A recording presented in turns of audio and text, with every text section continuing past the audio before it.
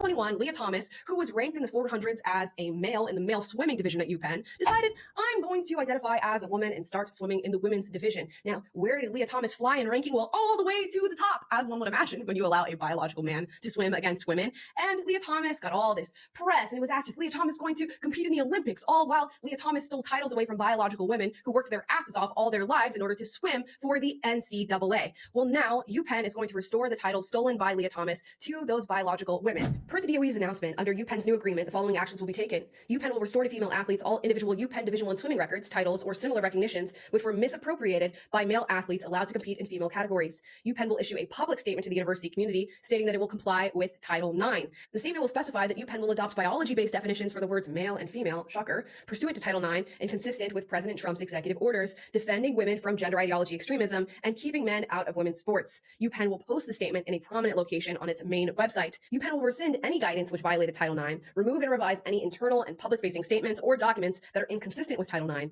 and UPenn will send a personalized letter of apology to every impacted female swimmer. So this is a big move in what is a long run of UPenn just annoying what should be the rights of women, not only. And we all know that Riley Gaines at one point tied with Leah Thomas in a race that should have never happened in the first place. Now, of course, prominent leftists are calling out UPenn, saying this is disgraceful. They're calling out Title IX and Donald Trump. Keith Olbermann tweeted out, wanted to congratulate whiny Gaines on being able to say she finished tied for fourth, not tied for fifth, in the Leah Thomas race. And then, tagged Riley Gaines in that. Now, Riley Gaines responded graciously, thank you, and while you're keeping track, make sure to congratulate Emma Wyant, the Wrights national champ in the 500 freestyle too. If you're insinuating fifth in the nation is bad, what do you call a man who ranks 462nd nationally in the men's category? And that's right.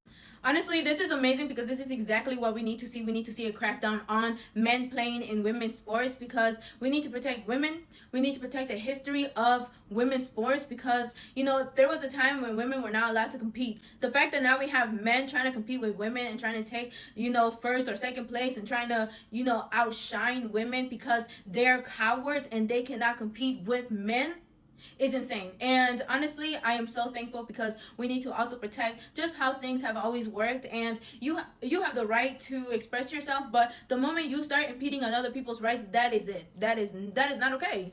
And honestly, Riley Gaines, I love that she continues to have the best comebacks because when Simone Biles tried to attack her and tried to say that, oh, pick somebody on your own size, ironically that would be a male, Riley Gaines came back and popped out with her belly showing because she is pregnant, something men cannot do, especially transgender men, males who identify as transgender and want to become women. That is something that they cannot do, get pregnant, because they don't have any female body parts already, because that is not natural. God did not make this to be natural. If it was going to be natural, we would as humans be able to be transgenders if it was biologically possible, but it's not. And honestly, it's very disgusting that a petite woman like Simone Biles would attack a taller woman and allude that taller women, compare her to a male and her tallness. Because, first of all, I'm a petite woman. I'm underneath 5 feet, like 5'1". So, I'm a very petite woman. And so, for her to do that, that is very inappropriate. Because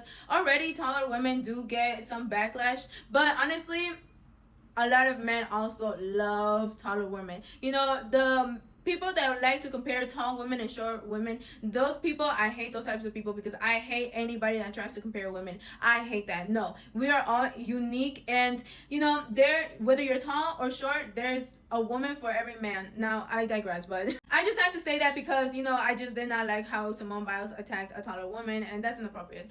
And honestly, even with this comeback, I love because Riley Gaines does make a point. This man, William Thomas, also known as Leah Thomas, this male was competing in a male sports. And because this person wanted to be a coward and instead of accept the fact that, yeah, they're coming in 260 whatever place, instead of accepting that, this person wanted to be a coward and wanted to take advantage and wanted to be a scammer and wanted to take advantage of women and women's sports. And so he did the most minimal things that he could in order to compete in women's sports. And it is so disgusting that it even had to get to this point where he had to physically get things stripped from him.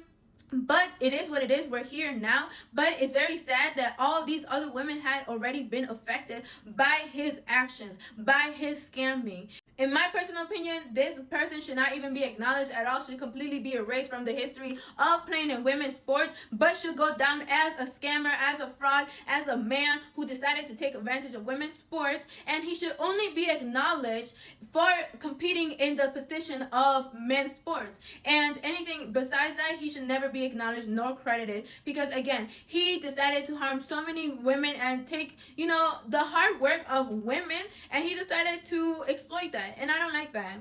This is one of the reasons why I became a conservative, because seeing all of this stuff occur, I was never really into the transgender, issues. I went to a school, oh my God, I went to a school that was full of DEI, critical race theory, obsessed with all of that, and also obsessed with transgenderism and all of that. We had to learn about it. There were transgenders coming into our lunch and like passing out all these pamphlets saying that we have to learn all these different genders, and there's no genders between, there's more than just female and male. And I was like, what is indoctrination?